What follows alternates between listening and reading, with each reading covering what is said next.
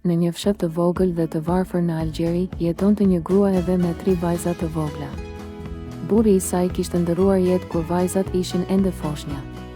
Ajo nuk kishte pasuri, as shkollë të lartë, as libra në shtëpi, por kishte një zemër plot besim dhe kujtime nga nëna e saj, që ja kishte treguar historitë e profetëve në fëmijëri.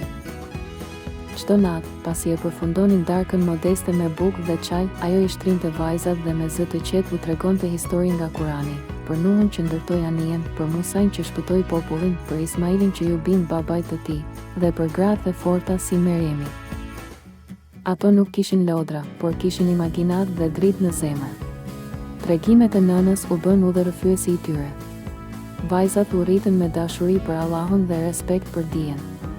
Më e madhja, kur u bë 18 vjeç, fitoi bursë për të studiuar në qytet. Ajo u bë mësuese, por kur nuk harroi natët me nënën.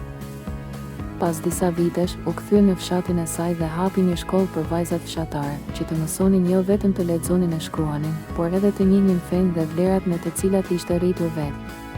Kur e pyetën çfarë e frymëzoi, ajo tha: "Nëna ime, e cila kishte pak fjalë, por shumë dritë. Mësimi.